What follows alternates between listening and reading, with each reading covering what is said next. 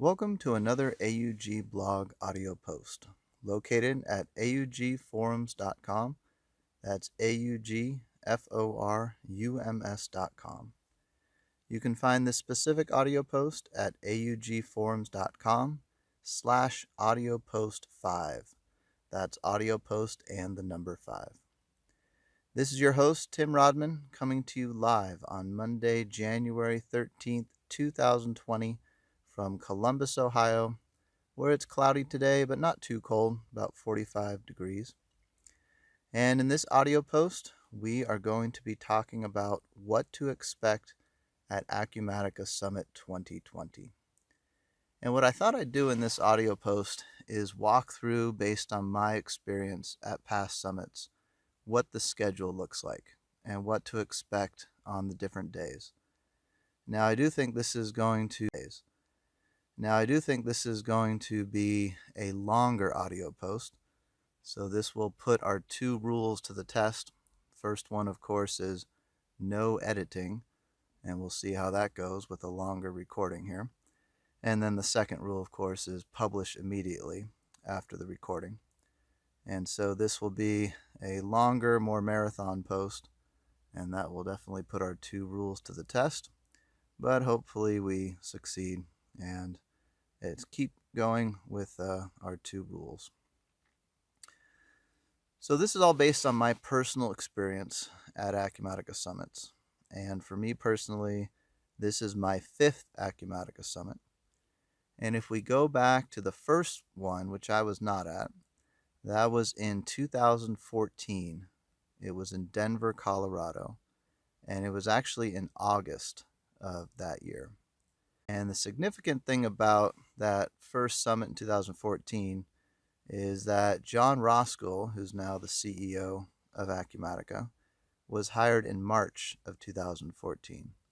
So you could see there right away, he gets hired in March, and in August they have their first summit, and happened to be in Denver that year. But that was the only one to happen in the summer. And right after that, in 2015, they had what was a smaller event. I don't know if they officially called it a summit or not, but it was in Long Beach, California, and it was in the February timeframe though. So February 2015, they had an event in Long Beach. And I think it was them getting in sync with what they wanted to do longer term. So the very end of January, beginning of February, since 2015 is when the summit has been held. So you had that since 2015 is when the summit has been held. So you had that one in Denver, and then it wasn't that long between the August event 2014 and the February event 2015 in Long Beach. So that's why I don't know if they consider Long Beach an official summit. But then after that, Summit 2016, 17, 18, 19, and this year 2020, they've all been held on that end of January, beginning of February timeframe. And the 2016 one, a year after Long Beach, was the first one that I personally attended. It was in Orlando, Florida. The next year, Summit 2017, was in San Diego, California. 2018 was Nashville, Tennessee. And last year, 2019, was Houston, Texas.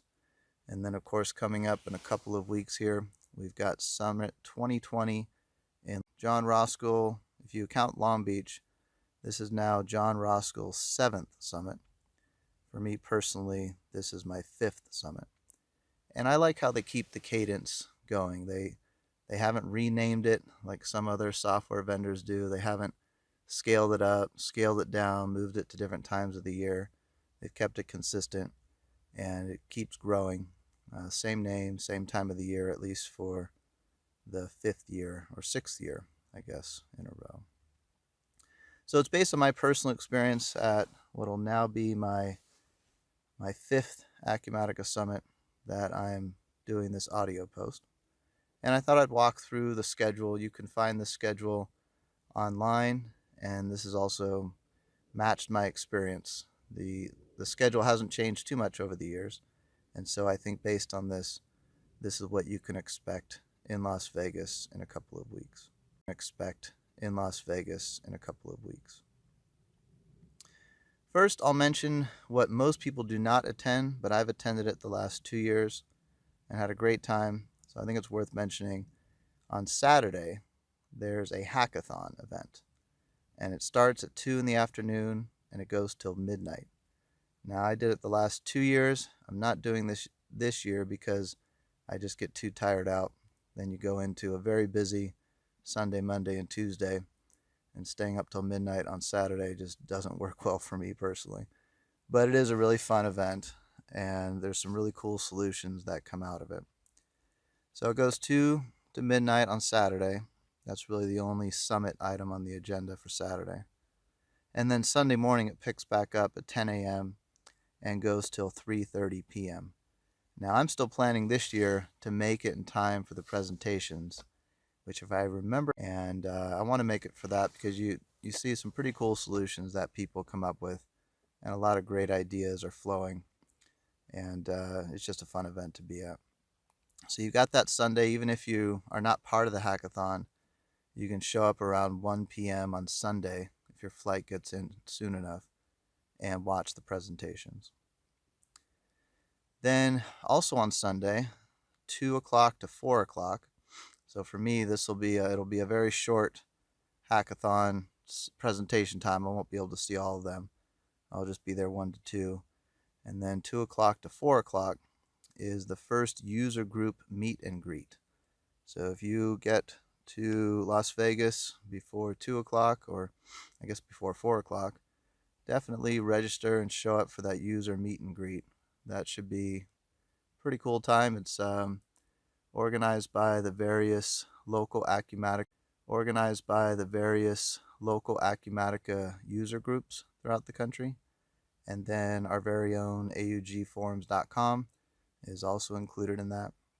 And the idea is strengthening the Acumatica community, and we'll see what kind of interesting things they have to say during that user group meet and greet.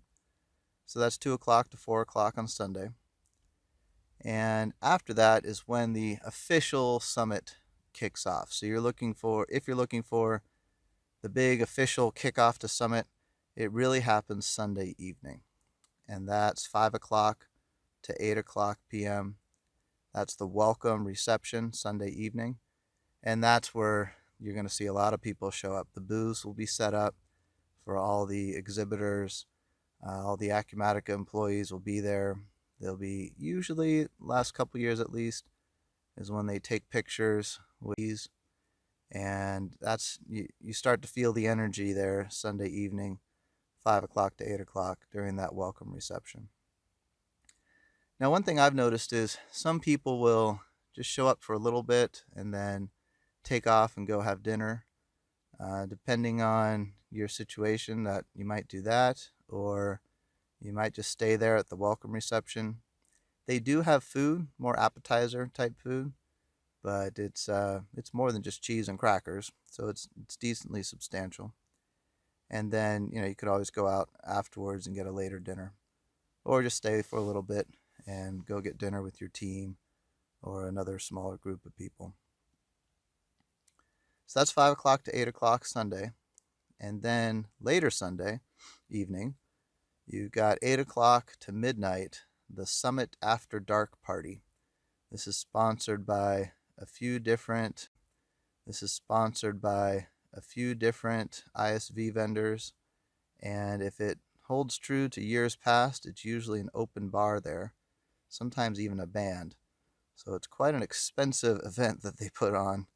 And this year it'll be Sunday evening after the welcome reception, 8 o'clock to midnight. And I personally am not able to stay out too late, but I definitely plan on showing up to that at least for a couple hours, to the Summit After Dark Party. That's Sunday evening.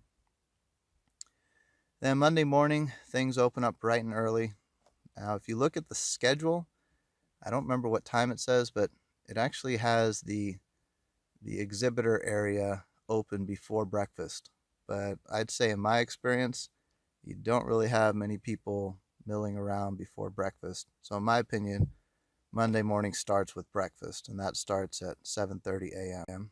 And even then, the breakfast crowd is not huge. I think a lot of people, especially who are up late, are maybe grabbing a quick bite to eat and just making sure they get there in time for the keynote, which starts at 8:30 a.m. So you got the breakfast, 7:30 a.m. to 8:30 a.m., and then you've got the day one keynote. There's two keynotes, day one and day two. The day one keynote starts at 8:30 a.m. and goes until 10 a.m. And it's during this first day one keynote that you hear more of the announcement type stuff. What we'll probably, I would think, hear some stuff about the acquisition last year. We usually hear what the current customer count is for Acumatica, how many people are there at the summit, all of that nice media type announcement type stuff. We're Acumatica, we're great. Here's the stuff we're up to. And it's always fun there's usually some surprises in there. It's always fun to hear what the latest is from an announcement standpoint. Although a lot of times in that day one keynote, they still sneak in some product stuff. And one thing I personally really like about the Acumatica keynotes is it's not all smoke and mirrors. There's also a lot of substance where they get up and do product demos. You're going to see more of that on the day two keynote, but sometimes you see that on day one as well. So you got an hour and a half for that, 8:30 to 10 a.m. I personally try to get there right when it opens, hit the front row, and I cannot remember all the stuff that gets covered. So I take pictures on my phone, post it on Twitter, so I get a picture of every slide along with my notes, and that way I can go back. Then after the day one keynote at 10:30 a.m. on Monday to 11:45 a.m. is the general session for VAR and ISV partners. And this is more of a closed session. Here's some more inside scoop on what's going on in the Acumatica partner community. It's not a session for customers, but they also usually in this session hand out awards for a bunch of different categories, top partners in different areas.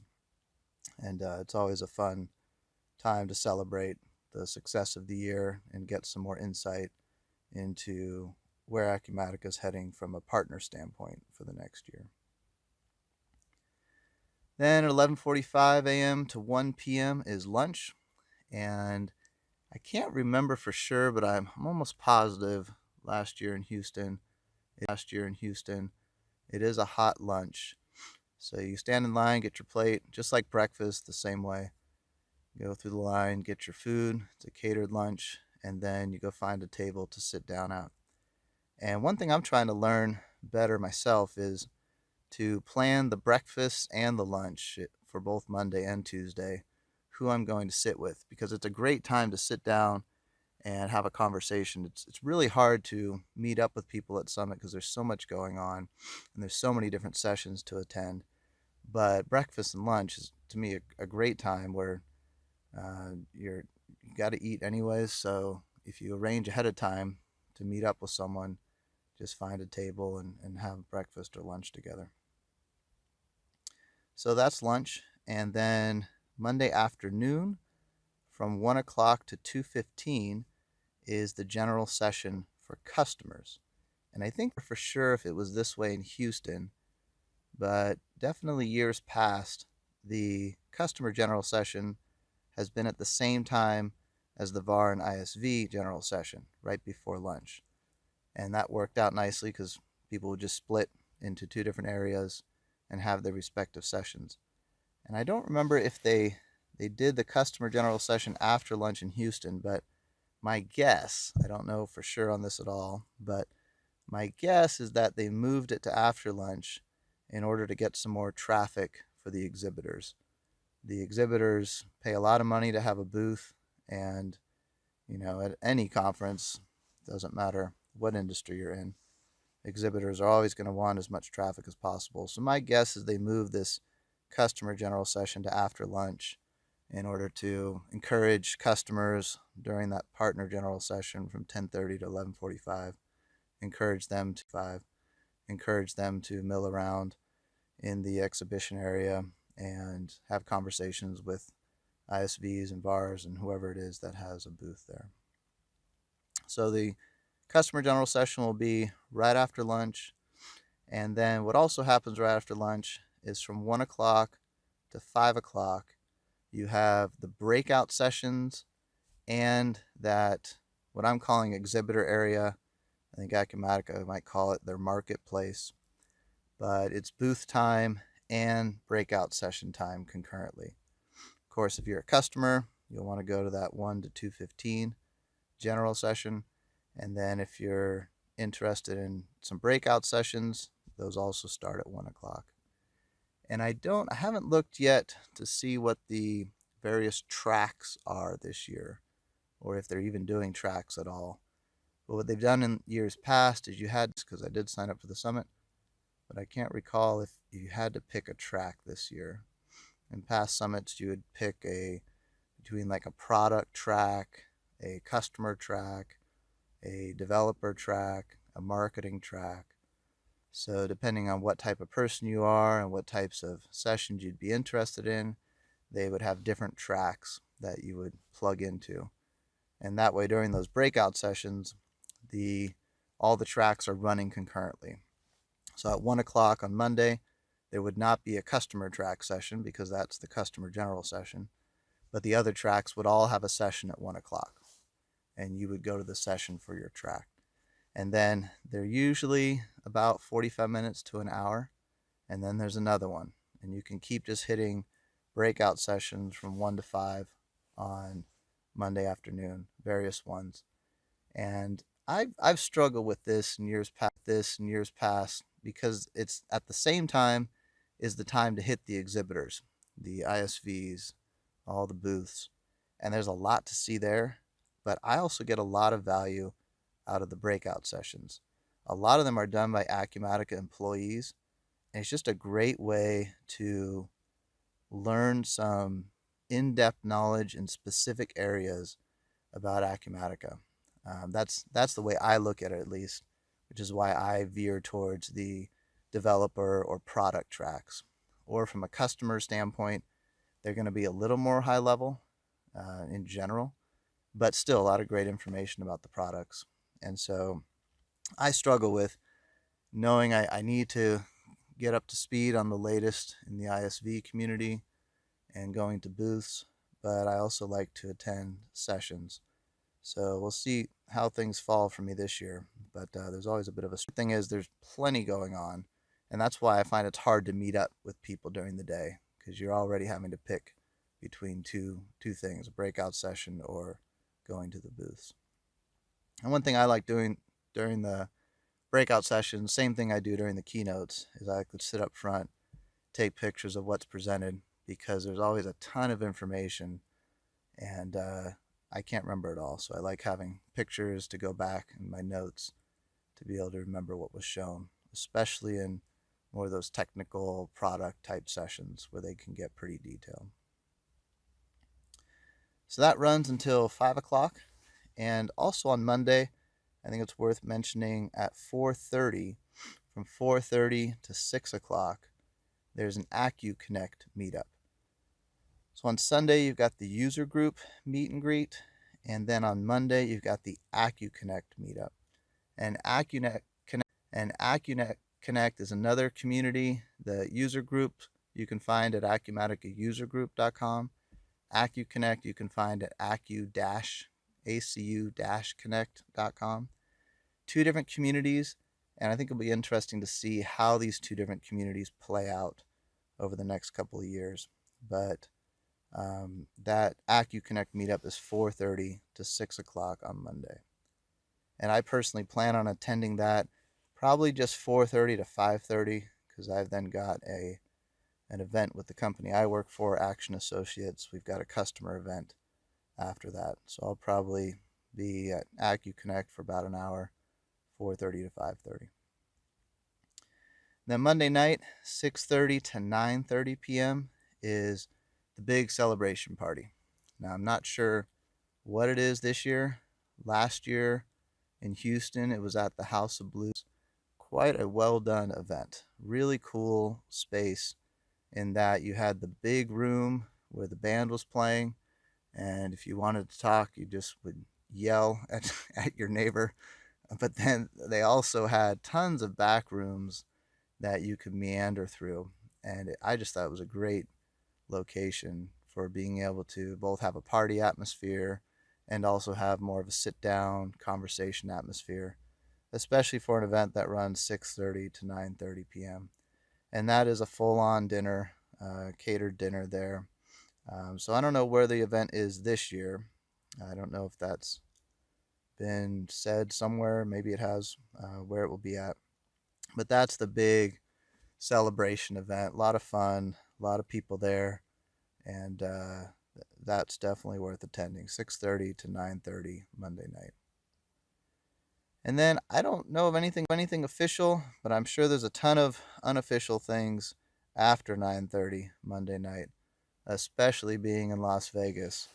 I'm sure, especially if you're a salesperson, after 9:30 Monday night, all bets are off, pun intended, being in Las Vegas there.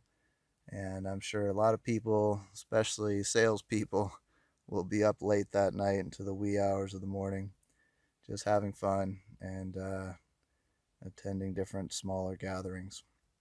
I personally, after that celebration party, and other introverts like me, after 9:30, you might be heading back to your room to wind down. I might do another audio post that night. At least that's my goal, based on stuff I saw during the day on Monday.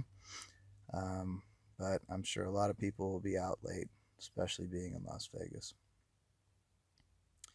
Then Tuesday morning, uh, another reason why I'd like to be in bed somewhat early Monday night, at least before midnight, is at 6 a.m. Tuesday morning to 7 a.m.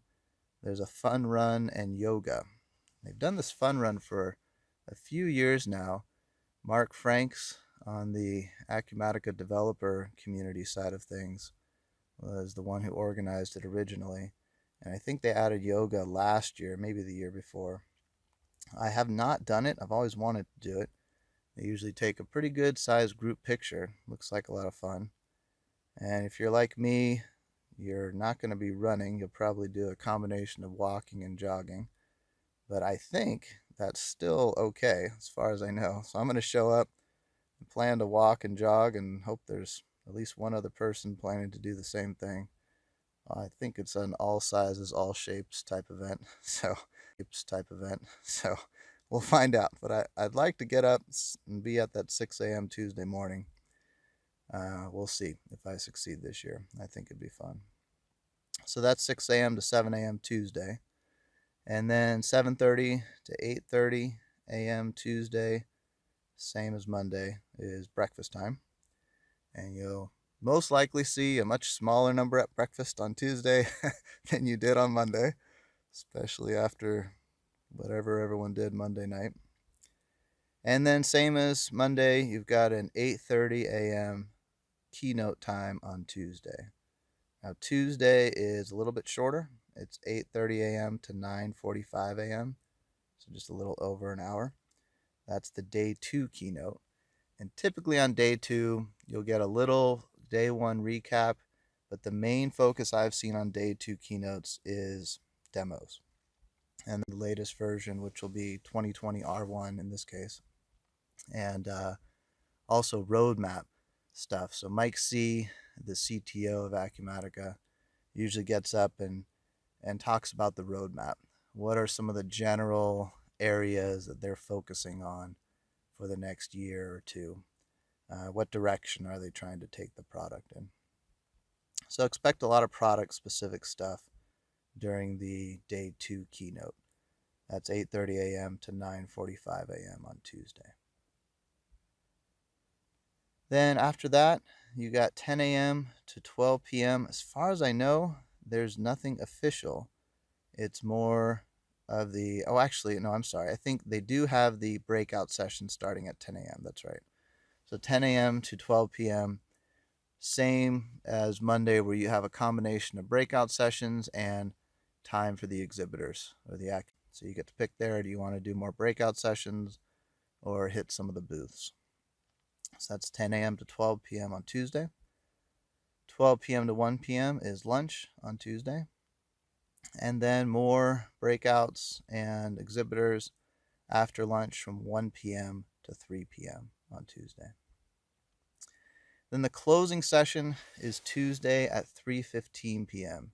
So 3:15 p.m. to 4:30 is where they bring in a guest speaker, and then there's a closing time. And I can't recall who the guest speaker is this year. I want to say it's an astronaut, but that could have been last year. I don't remember. I didn't make it to the session last year. But I will say for Tuesday, 3:15 to 4:30, one thing that caught me off guard the first time I went to a summit in Orlando was I didn't realize how quickly things shut down. So, it's like you're going along. I didn't realize how quickly things shut down. So, it's like you're going along, busy, busy, busy. Monday's super busy, out late with the party. Tuesday, hit the ground running early, busy, busy, busy. Keynote, breakout sessions, booths. And then as soon as that closing session hits, they usually wrap it up with one final thing, and that is, where's Summit going to be next year? And as soon as you see that slide, they wrap it up, and that's it. It's over. The exhibitors start packing up. People start rushing off to catch flights. A lot of people have already left. They don't even attend the closing session to catch flights. And things like shut down real fast, becomes a ghost town. And I remember that was kind of a surprise to me the first time, because the first time I went, I was actually there for the whole week. And I don't know, I guess I expected Tuesday to run longer than that. But 4:30 p.m. Tuesday, that's really the end of Summit for all intents and purposes. Now, after that, of course, is when people stick around and have, it's a good time to meet up with people, but that's all on you to arrange that, including arrange dinner Tuesday evening. And there's really two parts to the summit. And this, I think, is why it caught me off guard the first time I went. Wednesday through Friday is training. But in my opinion, that's really not part of Summit. It's a separate training event. And a lot of people, more sales and executive types, they'll show up for Sunday evening through Tuesday afternoon, and then they take off. People that are more hands-on with the product, they'll come in and do Wednesday through Friday. Some people stay the whole week, but I find it's usually one or the other. There's not that many people who do both, in my opinion. So really, the official summit's ending 4:30 on Tuesday, and then you've got like a second thing that happens, and that's all the training sessions, which take place Wednesday through Friday. Now, one thing I'm trying this year is I'm coming in Sunday just in time. I think I arrive at 12 p.m., just in time to hit the 1 p.m. hackathon presentations. Sunday night, Monday night, I'm staying Tuesday night so I don't have to rush out. And then rather than leave Wednesday morning, I decided to leave Wednesday evening instead. Just to give myself a chance to hang around for meeting up with people during the day on Wednesday. And we'll see how that works out. If I wind up being completely bored with nothing to do, or if I'm able to fill up the day on Wednesday. We'll see. That remains to be seen. Last year, I left a little early, and I flew out Tuesday night. This year, I'm going to fly out Wednesday evening, and we'll see how that goes. If staying that extra day winds up being worthwhile or not. So that's it for the schedule. I thought I'd wrap this audio post up with a few of my personal summit interests. So what things am I going to have my ears open for during the summit? And the first one has definitely got to be updates on this IFS and Acumatica sister company situation, especially given a Bloomberg article that I noticed last year where Darren Roos, the CEO of IFS, said that it's very likely that IFS will IPO late 2020 or the year after. He also made a comment that IFS will end 2021 doing over 1 billion in revenue. And then you add a third thing into the mix related to Acumatica, and that is the increased amount of airport advertising that they're doing. So the question I have is, especially with those public company comments from IFS. Of course, both IFS and Acumatica are currently owned by EQT Partners. Well, in a scenario where IFS goes public, would they roll Acumatica into IFS before going public? I have no idea how those things work. I'm not a stock market person by any means, but I'm just curious to have my ears up, including during the keynotes, for any hints about what that might look like. Is there an Acumatica being a public company in the next 2 years possibility? And what would that look like? So who knows?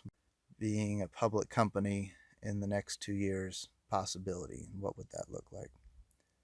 So who knows? But I'll have my ears open for things along that line. Second thing, personally, that I'm interested in is the Acumatica Manufacturing Edition. Now, Acumatica, of course, has had what they call their Manufacturing Edition for at least a few years now. And even before that, it was the same product. It was just sold by JAAS Systems, JAAS Systems. But even though there's the Acumatica Manufacturing Edition, you still have the product is still owned, as far as I know, by JAAS Systems. And what I think would make sense, I think just based on watching other ERP companies and how they've done things over the years, sure seems to me like it would make sense for Acumatica to fully acquire the JAAS system. But I have no inside knowledge of that, and if that would even happen or not. It just seems to me like it would make sense, especially because of IFS. IFS is heavily into manufacturing, and especially with all the previous points about a public company possibility, I don't know, to me it would just make sense that Acumatica would own a manufacturing solution outright. Now, whether that would mean an acquisition of JAAS Systems or just the intellectual property to the product, or there's also another manufacturing solution from IIG built on Acumatica, or even the possibility of Acumatica building their own manufacturing solution with assistance from IFS. I think something around the Acumatica Manufacturing Edition and giving Acumatica ownership of it would make sense to me. So who knows about that, but I'll definitely be listening for that. And I would not be surprised with any one of those scenarios, personally. I could be completely making stuff up. Again, I have no inside knowledge of this, but definitely something that I'm paying attention to. Two more things that I'll be listening for, especially during those keynotes. One of them is what I'll call the market definition. What I've heard is 100 million to 500 million in revenue. Now, I don't know if I've ever read that officially, though, so I'm curious if anything gets said officially as far as what types of companies is Acumatica targeting. I've heard companies doing 10 million in revenue to 500 million in annual revenue, but I don't know if that's something that gets said officially. So I'm curious to see if it does, and I think it's especially relevant because of this whole IFS sister company thing. That's pretty typical as far as anything underneath that is QuickBooks territory. You hit 10 million, you start to enter that mid-market type of size where a mid-market solution like Acumatica makes sense. But the more relevant number to me is what's that upper bound? I've heard different things, 300 million, 400 million, 500 million. Are they going to say something to kind of draw the line in the sand between what is Acumatica territory versus companies that are larger than 3, 4, 500 million in annual revenue? That would be IFS territory. So kind of a small point there, but I'm curious if we're going to hear an official line drawn in the sand there. And then the last thing, that this is just a personal area that I would like to learn more about, is this whole thing called Fulfilled by Acumatica. If you go com/Acumatica Acumatica-marketplace, or if you don't want to type all that in, just go to acumatica.com/extensions. That was the old URL, and it will forward to Acumatica Marketplace. You'll see on there now that the solutions listed at the top have a Fulfilled by Acumatica label on them. And just because I'm more of a product person and not as much of a business person, I'm just interested to talk to people and learn more about what does that actually mean. You know, if you're, what they are is they're ISV products. So for example, Velixo Reports is probably most popular, if not one of the most popular ISV solutions for Acumatica. But Acumatica does not own Velixo Reports. So how does Acumatica allow you to order it without owning it? And I just have some questions there. Currently, does that only work if you're going through a VAR, which of course Acumatica does sell exclusively through VARs, so that makes sense. Is there potential? I've also heard Acumatica may allow customers to get billed directly from Acumatica, even though they're still represented by a VAR. So how would that scenario work with a Fulfilled by Acumatica situation? If it's the VAR situation, which I think is what it is currently, then does the VAR have to be certified on both products? How can it say Fulfilled by Acumatica if your VAR doesn't represent one of those products?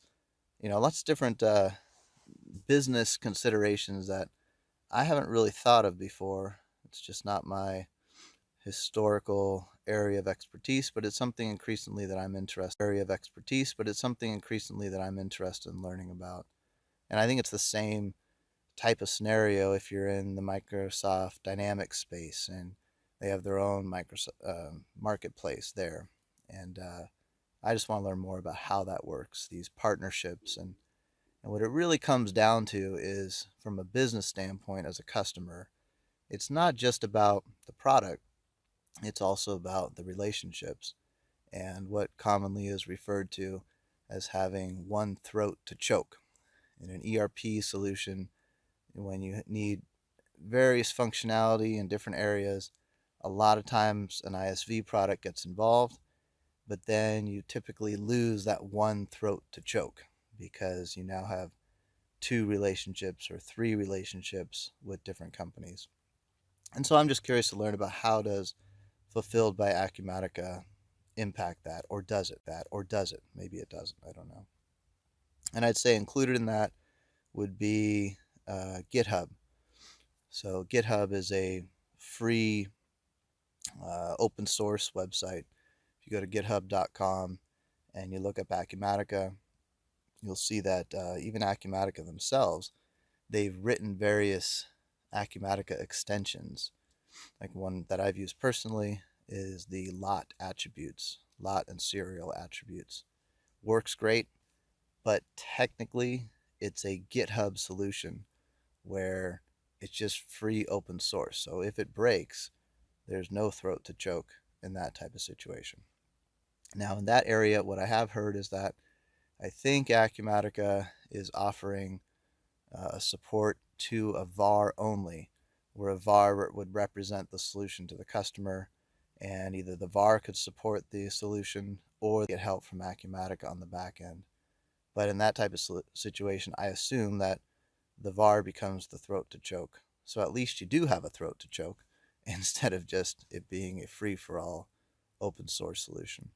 So same thing with Fulfilled by Acumatica. I'm just curious to know or learn more about those 2 situations. And the reason is because Acumatica increasingly has a lot of cool extensions that people have written. But it's one thing to have a cool piece of technology. It's another thing to have a supported cool piece of technology, right?